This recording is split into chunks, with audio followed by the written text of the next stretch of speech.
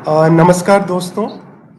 हमारे साथ प्रोफेसर राज मोहन गांधी जी जुड़े हुए हैं और समता मार्ग के इस पॉडकास्ट में आपका स्वागत है। जैसा कि आप सभी जानते हैं, सर्व सेवा संघ को जबरदस्ती आज की मोदी सरकार ने बुलडोजर चलाने का फैसला भी किया है और लगभग 50 दिनों से ज़्यादा से ये आंदोलन चल रहा है। तो मैं प्रोफेसर राजमोहन गांधी जी से जानना चाहूँगा कि वो एक हिस्टोरियन रहे हैं और सर्व सेवा संघ की पहले क्या भूमिका रही है कंस्ट्रक्टिव प्रोग्राम में, और दूसरा सवाल इसी से जुड़ा हुआ है कि आज की मोदी सरकार वो गांधीवादी संस्थाओं को क्यों ध्वस्त करना चाहती है। तो देखिए, ये जो सूचना मुझे मिली है, मैं इस समय भारत में नहीं हूँ, मैं विदेश में हूँ। और जब मैंने सुना कि ये सर्व सेवा संघ की जो विरासत में मिली जगह है, जहाँ बहुत सालों से, 20 सालों से बहुत अच्छे काम हो रहे हैं, वो ज़मीन अब छीनी जा रही है, तो मुझे बहुत ही चोट पहुँची है। मैं ज़रा बताना चाहता हूँ कि मेरी जानकारी क्या है और मेरा रिश्ता इस ज़मीन से कैसा है, कब शुरू हुआ। गांधी जी और विनोबा जी और जयप्रकाश जी और कईयों के बारे में तो हम सब ने सुना है, लेकिन मैं एक और व्यक्ति की बात करना चाहता हूँ, महादेव देसाई, जो गांधी जी के बहुत ही निकट के साथी थे, उनके सेक्रेटरी भी थे। और 50 साल की उम्र में उनका देहांत पुणे में जेल में, आगा खान जेल में हुआ, जहाँ गांधी जी और कस्तूरबा भी जेल में थे। और 15 अगस्त 1942 को महादेव देसाई का जेल में निधन हुआ। और मैं उनकी बात क्यों कर रहा हूँ, क्योंकि महादेव देसाई की कई किताबें आ चुकी हैं, लेकिन उनकी जो डायरी सर्व सेवा संघ से प्रकाशित हुई है, दिन से दिन गांधी के साथ, day to day with Gandhi, ये पुस्तक कई वॉल्यूम्स में सर्व सेवा संघ से वाराणसी से प्रकाशित हुई हैं। और उससे कईयों को जो हमारी आज़ादी के संघर्ष का अध्ययन करते हैं, उनको लाभ मिला है, मुझे भी मिला है।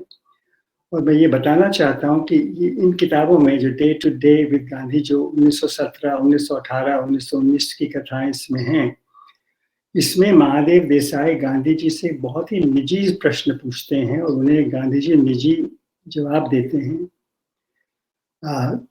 आपका रिश्ता पूछते हैं महादेव देसाई कि आपका रिश्ता अपने माँ बाप के साथ कैसा था, आपके माँ बाप का रिश्ता आपके साथ बचपन में कैसा था, और सचमुच में आप अंग्रेजों को यहाँ से खदेड़ना चाहते हैं, भारत से निकालना चाहते हैं, इसके पीछे आपके क्या मकसद है, हिंदू मुसलमान रिश्ते के बारे में आपके क्या विचार हैं। तो इन सब सवालों के जवाब गांधी जी देते हैं और महादेव देसाई अपनी डायरी में लिखते हैं, और ये डायरियां सर्व सेवा संघ से प्रकाशित हुई हैं। तो ये मैं इसलिए बता रहा हूँ कि, और ये भी याद दिलाना फिर से चाहता हूँ कि 15 अगस्त को ही महादेव देसाई का निधन जेल में हुआ था।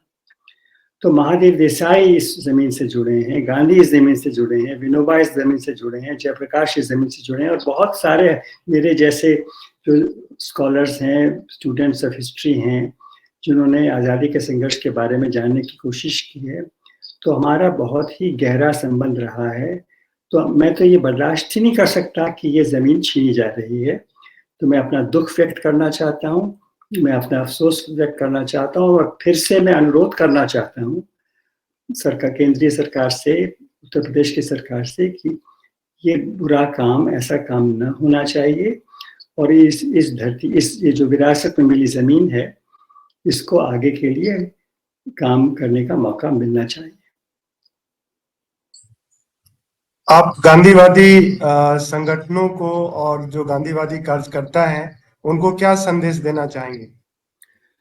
देखिए, मैं तो यही संदेश देना चाहूँगा कि हम अपनी अंतरात्मा की बात सुनते रहें, एक दूसरे की मदद करते रहें, हम सत्य का रास्ता न छोड़ें, हम डरे नहीं, डराए नहीं किसी को, और किसी से हम डरे नहीं। हमें जो हमारा सपना है, जो हमारा कि हम किस प्रकार का भारत चाहते हैं, चाहते थे, चाहते हैं, उसके लिए हम काम कर रहे हैं।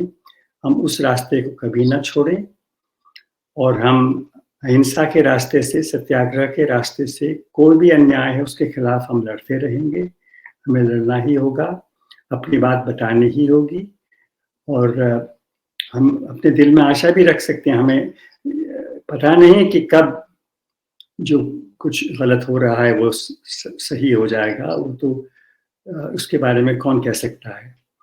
लेकिन हम अपना रास्ता नहीं छोड़ेंगे, ना अपना हम उद्देश्य छोड़ेंगे। जो मंजिल है वो अपने सामने रखेंगे और भारत सबका है, किसी के ऊपर ज़बरदस्ती नहीं होनी चाहिए और सर्व सेवा संघ की ज़मीन पर ज़बरदस्ती नहीं होनी चाहिए। ऐसे और अन्याय हो रहा है तो उसके खिलाफ हम अपनी आवाज़ उठाएंगे और हम न डरेंगे, न डराएंगे, न हम अपने रास्ते को छोड़ेंगे। बहुत बहुत धन्यवाद राजमोहन गांधी जी।